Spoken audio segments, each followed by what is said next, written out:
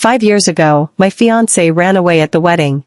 Disheartened, I went to the rooftop and Michael saved me. Then we got together. On the eve of our wedding, I found out I was pregnant. I was about to tell him the news when I heard him say to someone, "Jason stole my wife. In return, I'll steal his fiancée. Marry her? That's impossible. I won't take a woman Jason doesn't want. Jason is the fiancé who abandoned me 5 years ago. I won't let a man leave me at the wedding for the second time." So I aborted the baby and disappeared. Later on, I heard that Michael, who always followed the rules, was wandering around the world, just looking for his pregnant wife. Looking at the pregnancy test in my hand, I had some mixed feelings. Michael and I had always taken measures. In our original plan, pregnancy was supposed to be something to think about in a couple years. But now that this child is here, I guess it's destiny. I adjusted my mood and went to the tea room run by Michael. The tea room was not yet open for business, so I went to his office, without disturbing anyone. The door was open and there was his cousin Mark in the office.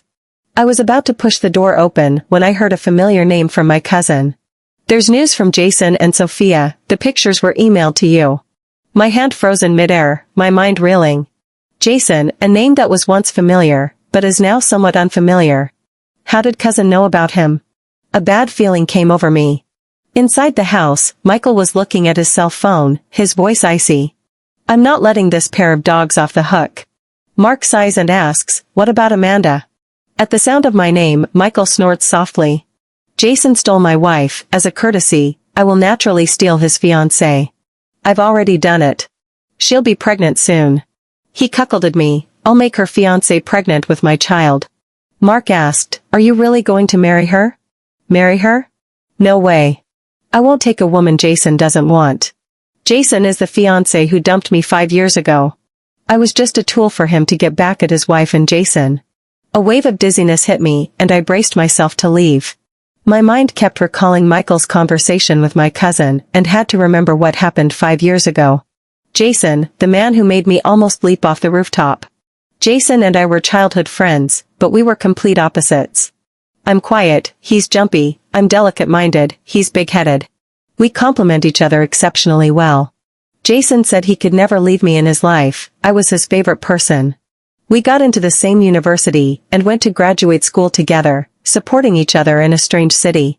Finally, we returned to our hometown Los Angeles to work. Although Los Angeles is a small city, it is cozy and slow-paced, very livable. After our job stabilized, my relationship with Jason also stabilized, and marriage was put on the agenda. I thought Jason and I would be happy for the rest of our lives. But on the wedding day, he left a video and fled the wedding. He said he couldn't lie to himself, that he had no love for me, only brotherly and sisterly love. He said he met his true love when he was in graduate school. He said he tried and he really couldn't give up that girl or enter into marriage with me. He said he was sorry and that he was going to choose happiness. The video was only a short minute. He just finished such a short explanation, denied our love for more than 10 years, and then completely disappeared. Like a joke, I stood at the wedding site in my wedding dress, bearing the gaze of all my friends and family. Small cities have their good and bad points. Gossip travels fast, almost everyone is related, and the fact that something can be discussed for years is its biggest drawback. In time, almost everyone knew that my fiancé had run away from me at the wedding. I was abandoned in public. The sight of them either pitying, mocking, or watching was almost too much for me to bear. Even my parents were hospitalized because they felt humiliated by the talk. But when I forced myself to go to the hospital to serve them, I heard my clinical patients discussing my high-profile wedding. My parents blamed me for embarrassing them and wouldn't let me leave the house. I couldn't take the criticism anymore, and I went to the rooftop in despair. That's when I met Michael. With a few words, he skillfully defused my impulses and took me to the hospital's small garden. Looking at the children running and jumping, and the patients struggling to survive, his warm words like a spring breeze slowly opened me up. Later, I learned that he was not a local, and came to the hospital to visit a friend. We slowly became familiar with each other. When I found out I wanted to leave Los Angeles, he was the only one who supported me. Then I returned to the city where I went to college and Michael's job was here. Michael wasn't a man of flowery words, he was even a bit of a curmudgeon. It's like he owns a store that is a tea room, very classical. His whole life has been very routine and by the book, just like I was once. Very different from Jason, who likes exciting adventures. It took him 5 years to get into my already closed heart. When he proposed to me, I truly thought I had love again. But everything, it was all a trick. I was just a tool for him to get back at his ex-wife and Jason. Even the child is a part of his revenge. I stumbled home and locked myself in my room. My cell phone beeped and it was a message from Michael. Wife, today's report, I'm having dinner with my cousin at a restaurant. The photo was of him and Mark at a private restaurant. Having been run off by his fiancée in public, Michael knew I had been insecure, so he took it upon himself to give me regular reports. He made sure that if I asked for him, I would get it. Even when I said it wasn't necessary, he insisted. How touched I was then, how disgusted I was now. After a long silence, I finally replied with an emoticon. If I never replied, I was afraid he would call.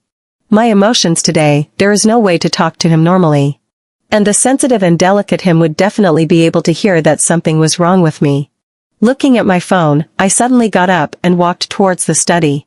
This is Michael's office area. I turn on his computer. In order for me to let my guard down, he was almost unguarded with me, everything was open to me. I smoothly entered the boot password to turn it on and logged into his email again. Then, I saw the photo that Mark had sent him. In the photos, Jason was smiling brightly with a girl. Each one was labeled with a date and location. They were at the beach, they were in the desert, they were at the North Pole. These 5 years, they were so alive, so carefree. A stark contrast to me, who was like the Walking Dead 5 years ago. I clenched my fists. Immediately afterward, I saw the email exchanges between Michael and his cousin and others over the years. It turned out that back then, Michael and Sophia were also childhood sweethearts, their family backgrounds were comparable, and they were engaged right out of college. But during graduate school, Sophia met Jason. Two people with similar personalities instantly fell in love with each other. But they don't dare to confess to each other's lovers. Sophia and Michael are in a family marriage, and she can't afford the consequences. Jason and I have been friends with each other's parents for decades, and he doesn't dare to be the one to jeopardize their relationship.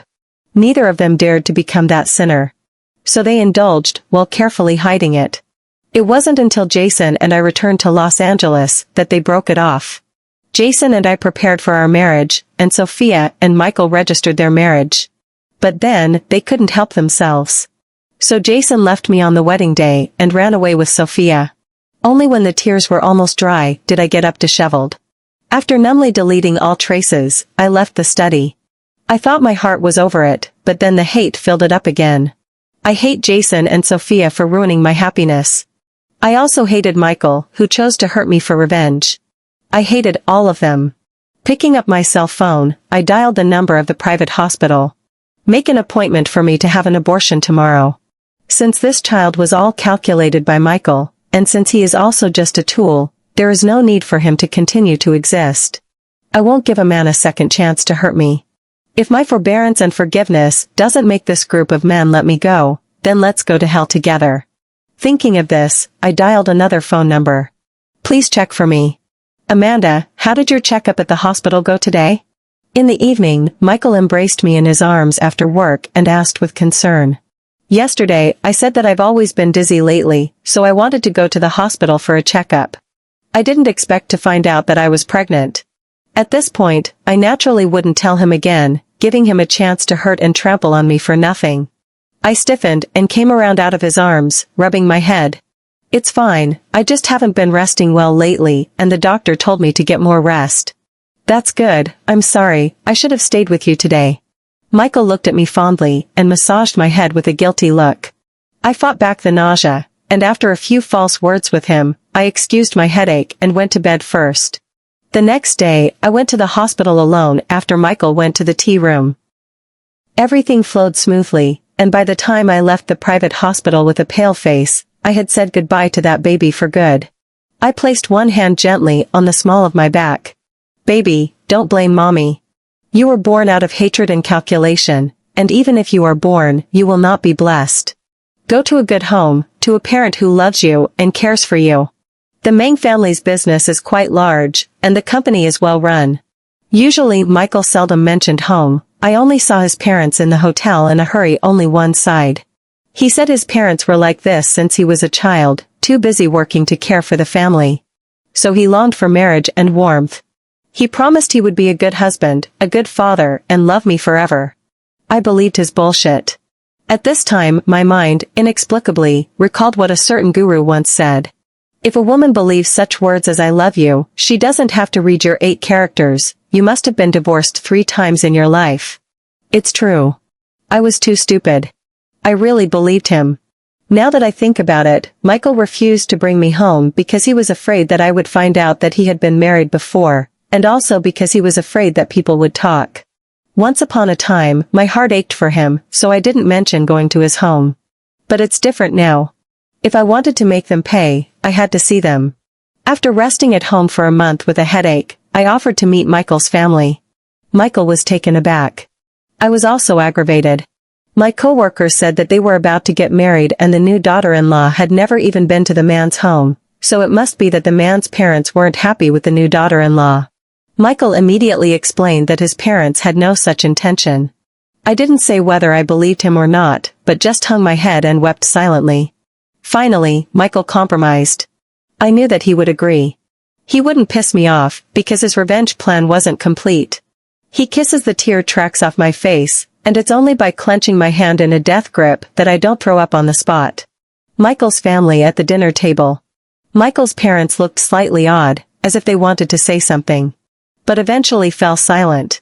I ignored their chicanery and concentrated on my meal. Michael, on the other hand, peeled the shrimp for me, served me the soup, and kept an eye on everything I did. A standard image of a good husband. There are times when I wonder, can a person really pretend to be so much like that? Is it really worth it? In order to take revenge on Sophia and Jason, he sacrificed himself, and was obedient to me, taking what he wanted. When I was sick, he stayed up all night to take care of me. When I was in a bad mood, he bought a plane ticket overnight to take me to the beach to set off fireworks. No matter what kind of small temper I have, he'll tolerate. He takes all the blame for everything, regardless of whether it's right or wrong. He will prepare my favorite food and learn new dishes for me. He would also plant strawberries in pots for me, knowing full well that they might not bear fruit, but still accompanying me to fool around and get covered in mud. He was almost inseparable from me for those 5 years. Paying tons of time and money just to hurt me and get back at them. For the first time, I thought Michael was a little paranoid as a person. But no matter what, it wouldn't affect my plans. After the meal, even though Meng's parents hinted at it, I was in no hurry to leave. I want to see where you grew up, can you introduce me? I said, looking at Michael. Michael couldn't say no, and had to take me back to his bedroom. I saw a photo album on the shelf and reached down to take it down. Inside were pictures of Michael as a child. I looked at it page by page, and every now and then Michael introduced me to the scene of the photo. At the end, he suddenly smiled. The wedding photos will be sent over in a while, and then, we will sit in our new home and look at them slowly together. This picture makes me feel happy just thinking about it. He said slowly, the tenderness in his eyes did not seem to be fake. But the bottom of my heart turned cold. I suddenly thought of the time when we took the wedding photos. I somehow felt guilty at that time. Because I had already worn a wedding dress once, and also experienced the process of taking wedding photos once. But Michael hadn't gone through it, and he was definitely pregnant with anticipation and excitement. That's why I always flinch, not daring to show a hint of familiarity or impatience. I was afraid of disturbing Michael's excitement. I remember that Michael's face at that time also seemed to be average. I thought he was cautiously jealous, because he cared that I had been through this before. I was always careful to please. Now that I think about it, I'm afraid he was reminiscing about that wedding with Sophia. I was so stupid then. He could clearly see my embarrassment and guilt, but he took it all in stride without a hint of weakness. Content to watch me curry favor with him. Without replying to Michael, I got up and put the album back on the shelf and said to him, I want some grapes. Okay, I'll wash them. He kissed my forehead favorably and left the room. It was already late when we left Meng's house. On the way back, Michael suddenly asked, do you want to go back to Los Angeles to have a look? I looked at him, my eyes dark. I didn't know why he would say such a thing, but I couldn't help but speculate with the utmost malice. When I first decided to marry Michael, I called my parents. But my parents' attitude broke my heart. Although they supported me in finding true love again, they did not want me to have another wedding. Because they felt ashamed. They were afraid that if my friends and family in my hometown knew that I was getting married again, they would once again recall the previous incident of me being run away from marriage. It's been so hard for the past few years for no one to mention it, they don't want to be talked about again. So they think I should keep a low profile and stop thinking about weddings and things like that. Everything must be kept simple. Also, they don't allow me to tell my relatives about the wedding. They wanted to wait for another 7 or 8 years, and then tell everyone after they had really forgotten about it. In fact, I haven't been home once in the past 5 years. At first, I didn't want to face the familiar people and things in my hometown. Later, when I felt that I had let go of the past and wanted to go back to face everything, my parents implicitly asked me not to go back. Because they didn't want to have them fingered again, because of me. My parents, who have never valued face above all else. When I was small, whenever I had a bad exam, they would beat me up. It wasn't that they were worried that I wouldn't be able to get into college in the future, but that I would make them lose face if I didn't do well. I would only love me if I kept making myself good, and they felt honored to use me to show off. And when I embarrassed them, even if I was the one who was hurt, they would not hesitate to abandon me. After that time, my relationship with my family faded a lot. Then came my decision to get married, which I wanted to ease the relationship, but I didn't expect to be greeted with a new round of blows. I was completely disappointed. If I didn't know about Michael's proposal to go back to Los Angeles, I would have thought that he simply didn't want to see my relationship with my parents continue to deteriorate and was trying to remedy the situation. But now that I know, I can't help but speculate with the most malicious thoughts. Was he deliberately trying to irritate me? Wouldn't it give him more of a thrill of revenge, to see me being disliked by my parents and taunted by the people in my hometown? I didn't want to think about it anymore, I just coldly rejected it. When he saw me like this, he only thought that I was remembering my parents' indifference, so he didn't say anything more. I always knew Michael was responsible for more than just that one tea room. His parents had a big company, and he often went back to help out. After all, he was the only child and always had to inherit the family business. That day, I went to Meng's company to look for him, but I met someone I didn't expect. Sophia. She was exactly the same as in the photo. So bright and carefree. Beside her stood an unfamiliar middle-aged man, only to see her say to him in a petulant manner, "Dad, don't worry, Michael used to love me so much, even if I'm sorry to him, for the sake of the previous love, he will not be too angry." The man was not so optimistic. Michael is really serious this time. He ruined several projects in a row, causing us to lose tens of millions of dollars. Sophia looked startled, but still comforted herself. Maybe. Michael was just angry. I think he did it just to force me to come back, and I'm back now, she said. Once upon a time, your mom and I were just too spoiled for you, and you could even do such a thing as elopement. I don't want to, but love is the only thing that matters. I didn't want to, but love can't be resisted. I stood not far away, listening to the words of father and daughter, and couldn't help but sneer. In the name of love, can you wantonly hurt other people? Heh. I turned away. I purposely waited another hour before re-entering Meng's office. When guided to Michael's office through the receptionist, he had a slightly flustered expression on his face. I knew that he had just been busy sending the Su family's father and daughter away. He was afraid that I would run into it.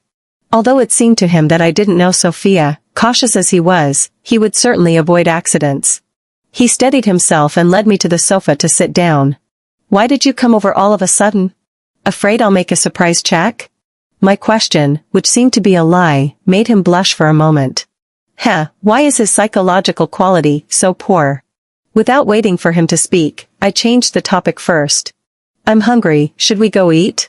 "Okay." Lying in bed, I thought about my encounter with Sophia during the day. It looked like Michael had managed to force both her and Jason to come back. During this period of time, I also investigated the Su family's company, and something did go wrong. It's just that I don't know if Michael is really, as Sophia said, simply forcing people back, still having love in his heart and holding them lightly, or is he thinking about people coming back in order to strike a precise blow for revenge? If he really wants to retaliate, it would save me a lot of trouble. Then my plan can be put on hold, so I don't have to dirty my hands. As I was thinking, Michael came out of the bathroom. The other side of the bed caved in a bit. I could feel a vapor of water leaning over as he wrapped me around him. He still smelled like my favorite body wash. I knew exactly what he wanted to do. I closed my eyes and stopped his movements. We're about to get married, it's only logical that we can't be intimate anymore, so if you can't help it, then I'll move out first. Michael froze for a moment and finally smiled helplessly. Indeed, it seemed like he had heard something similar somewhere. Don't move out, I can still endure this little ordeal. He kissed me on the forehead and said goodnight before taking me back into his arms.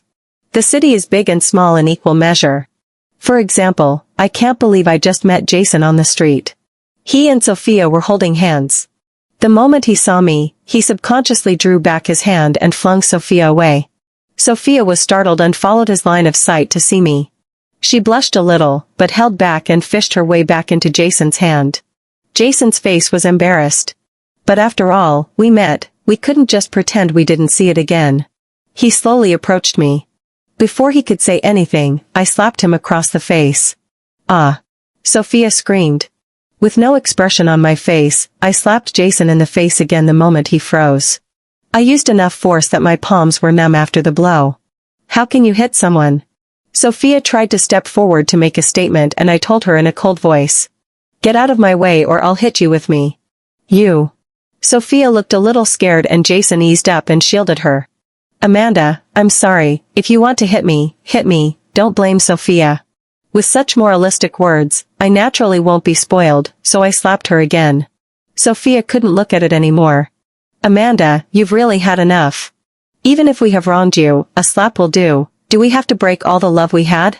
Do you know that Jason has been feeling guilty and sorry for you all these years? He even said you are a good girl, but this is how you treat him? Do I have to thank him? It was like crocodile tears. I ignored the onlookers around me and coldly explained.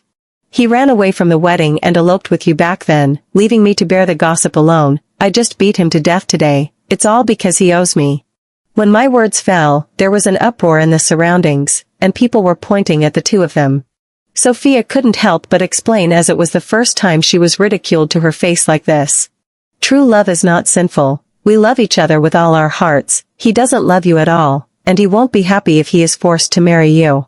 But her words only made the people around her more agitated. I looked at Jason.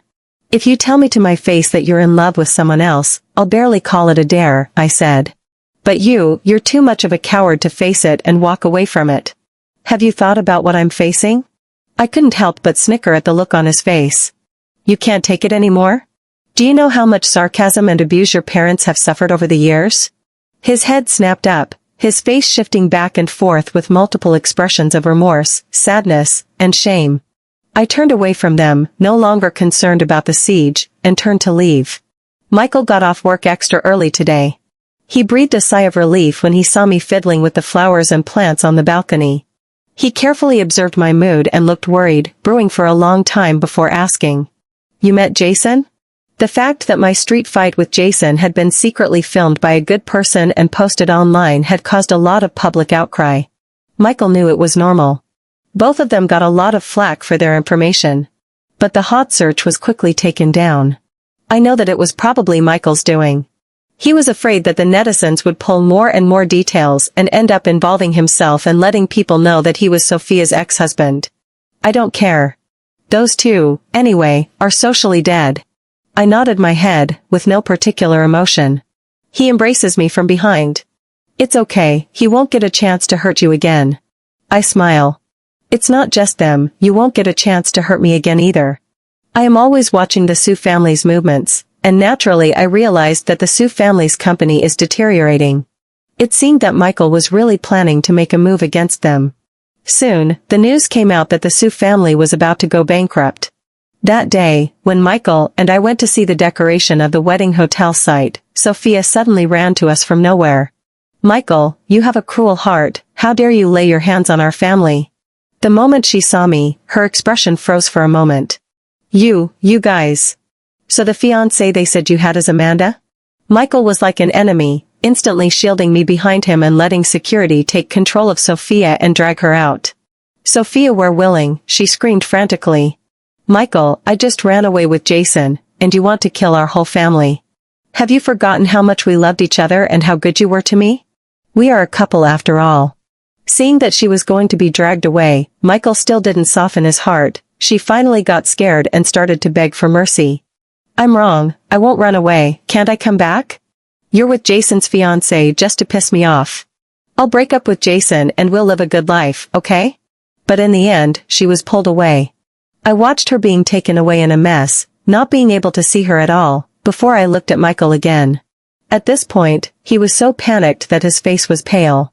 He was gasping for air, and his mouth was open and closed in a way that he wanted to say something but couldn't. He looked terrified. Only one sentence came out in half a day. "Listen to me explain, you, it's not what she said." I responded with a slap. His head tilted to the side, and after a long silence he finally spoke again. "You hit me, as long as you don't get angry, I can explain, you listen to my explanation first, okay, and then you can hit me as much as you want." He tried to hold my hand, but I dodged it. Michael's expression looked hurt, even, his eyes were scarlet underneath. It looked so pathetic, as if he was the one who was cheated. But I won't be soft again. Can't be fooled by a man again. I tried to leave, but Michael stopped me. He did everything he could to get me to the hotel room. I sat on the couch and he half knelt in front of me and started his act. "I really didn't mean to lie to you, you believe me. I didn't know who you really were when I met you in Los Angeles. All I knew was that my wife had eloped with another man and I was so upset that I went to Los Angeles to meet a friend and I happened to run into you. Then I fell in love with you and started courting you. It was only some time ago that I learned by chance that Sophia's elopement was with your fiancé." He was in pain. He said he was also tormented and didn't know how to talk to about this matter. He was afraid that I would misunderstand, so he could only choose to hide it. "Don't worry, I don't have any feelings for Sophia anymore. She signed the divorce papers when she left. We are officially divorced. I love you, I really only love you." He finally finished explaining and I didn't fluctuate the slightest bit. I looked at him and asked, "Why didn't you tell me you were divorced?" He looked embarrassed for a moment. "I'm sorry, I felt so ashamed and inferior about it that I didn't dare to mention it to anyone, so I hid it." I didn't say I believed it, nor did I lose my temper, which made Michael's heart flutter. He was very upset. It was the first time I had seen him so flustered, and I could hardly see any of the stability that had once characterized his planning. I knew that there was no disguise for him now. He was really scared that I would cancel the wedding with him. Because he hadn't gotten me pregnant yet, hadn't gotten his revenge on Jason. My heart hardened even more at the thought of the child that had left. "I need to calm down." "Okay, I'll give you time to calm down, but you, please don't leave me behind, okay? Michael and I are living apart for the time being. I was supposed to move out, but he told me to stay put. The house was a birthday present from him, it's in my name, and he said it's his to move." I didn't argue with him. Although he continued to send daily check-in messages, I didn't reply once. On the way home from work that day, Jason stopped me. Concern showed on his face.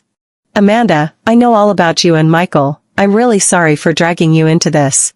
It seemed that Sophia had spoken to him. He looked at me and told me that he had gone back to Los Angeles and apologized to his parents on his knees and to mine. But what does any of this have to do with me? He looked at me with heartache.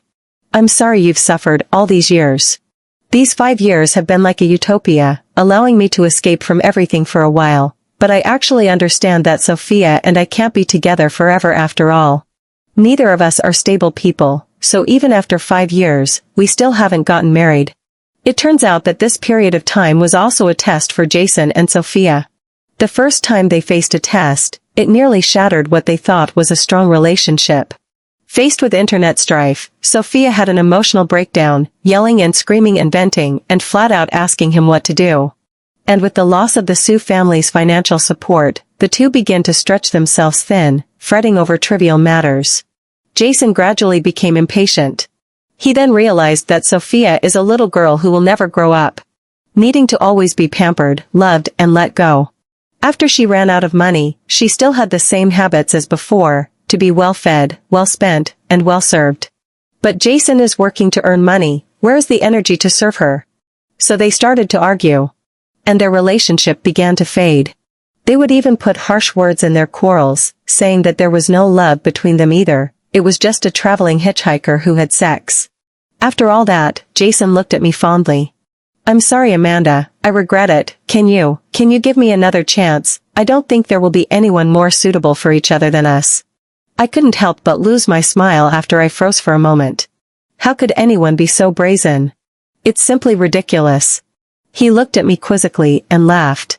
When I had laughed enough, I wiped the tears from the corners of my eyes and couldn't resist slapping him again. I see you need to wake up. He tried to come up and pester me, but the next second, Michael and Sophia appeared at the same time. Sophia probably heard Jason and came up to fight him. You can't forget this woman, I gave up everything for you, how can you do this to me? At this moment, Sophia no longer had the reckless smile in the photo. What was there, was only madness. Michael, on the other hand, shielded me behind him, not forgetting to explain that he just met Sophia by chance and didn't have a date with her. Jason dodged Sophia as he turned to me incredulously. You haven't broken up with Michael yet? He must have bad intentions, don't let him fool you. Michael blocked me behind him and looked at Jason's face as gloomy as water, his ruthless eyes couldn't tear him apart. I don't need you to bother about me and you, not only will we not break up, we will get married and be in love for the rest of our lives. His words not only made Jason freeze, even Sophia stopped writhing. You, Michael, you really fell in love with Amanda, how is it possible? Of course, I've been in love with her from the beginning, there's no cheating between me and her, don't you guys presume to break us up. I was behind him and couldn't help but sneer again. Jason and Sophia were driven away and Michael came home again. I had rarely seen him stalking me like this, and for a moment I was so annoyed that I had to let him in. I leaned back against the couch, looking like I was tired and unwilling to talk to him. He half squatted in front of me and carefully took my hand. Amanda, please believe me, I really don't have feelings for Sophia anymore. I forced her to come back, and I just wanted her to watch the Sue family fall apart with her own eyes. I didn't comment on his explanation. Seeing that I wasn't angry, he probed after me. I promise that I won't see Sophia again, can you not see Jason again either? I finally looked up at him. He looked a little embarrassed. You've been childhood sweethearts, you know each other so well, I'm afraid you'll go soft on him. This time I really didn't hold back my laughter. What he means is that he is jealous? Simply laughable. Is he acting too much into it? I looked at him steadily. Don't worry, I don't go soft on people who have hurt me. Michael blushes and sheepishly avoids my gaze. Michael has been watching me very closely these past few days. Mostly because the last time Sophia and Jason showed up, it gave him a sense of crisis. He was afraid that I would find out his plan. But with 1,000 precautions, Jason still appeared in front of me. Amanda, separate yourself from Michael, don't punish me by hurting yourself. He said it painfully, as if how much he was looking out for me. When I was unmoved, he added, Michael is not at all as steady and elegant as you see him, he is a devil. As Jason spoke, the anger in his eyes became more and more intense. From his urgent and angry words, I knew that Michael was really ruthless. He pressurized the Sue family's company, forcing Sophia and Jason to come back. After that, he didn't stop, but instead, he further pressurized the Sue family, making the Sue family nearly bankrupt. He also utilized loopholes and set the Sue family up while they had their hands full, and now the Sue family has gone completely bankrupt, not to mention incurring lawsuits. Both Sophia and her father are currently under arrest and in jail. Moreover, Sophia once took a bunch of documents for Jason to sign, saying that it was an investment business that could help the Sue family through the hard times. At that time, their relationship was okay, so they signed. But now, he is facing jail time because those documents are involved in a big financial case. I was really killed by this evil couple, Sophia and Michael. He was indignant. Listening to Jason's cursing of Sophia and the others, I just felt ridiculous. Once, for her, he was able to leave his childhood fiancé behind and run away from marriage with his elderly parents. And now, to be so facetious in mentioning her. Even hate her to the bone. Could it be that Sophia had tied him up to make him run away from marriage? Jason finished venting and stepped forward, his tone urgent. Amanda, we've all been mesmerized by Sophia and Michael. Their extravagant lifestyle doesn't suit us at all. We're the only ones who match. We're the only ones who'll make a good match. When I'm done with my lawsuit, we'll go back home together. Heh. He's been enjoying the world with Sophia for 5 years, and then he tells me that that kind of extravagance doesn't suit him? I couldn't help but sneer. You didn't spend a lot of Sophia's money in those 5 years. I thought you'd at least have some sense of commitment. He blanched, his defenses breaking down. But he didn't have a chance to say anything else. Michael was already walking over. He shielded me behind him and towered over him. Jason, go to prison and keep Sophia company. As soon as the words were out of his mouth, several police officers came forward and took a scared-looking Jason away. Soon after, I read on the news that the Sue family was suspected of financial crimes. Michael said that Sophia, Jason, and Sue's father were likely to face more than 10 years in prison. He looked like he was relieved and his mood followed. Probably, it's because no one will disrupt his plans anymore. There are still 2 days to go before Michael and I's wedding. At this point, we were sitting on a swing downstairs, a group of small children playing nearby, and his eyes grew tender. Amanda, wait a few more years, isn't that how old our kids are going to be? His face was filled with longing when he spoke. Yet I always think of that day in the office, when he spoke to my cousin in a harsh tone. Thinking of his calculations about that child. Michael talked a lot more about enjoying the future freely for a long time, before he noticed something strange about me. Amanda, what's wrong? Are you not feeling well? He looked worried. I looked at him in silence until the sound of sirens rang in my ears. To the amazement of the people around us, Michael was taken under control. Why are you arresting me? What crime have I committed? He tried to contact a lawyer while still comforting me in fear that I would be scared. But the next words of the police made him dumbfounded. Michael, you are suspected of bribery and other economic crimes. Please come with us. Michael froze and subconsciously looked at me. Neither of us said a word, and he was just led away. A long time later, I met Michael at the detention center.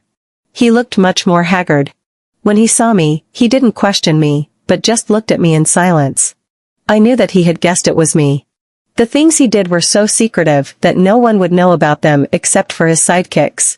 That's right, when I first learned that I was just a tool for his revenge, I began to make preparations. In his tea room, I had stumbled upon some strange people.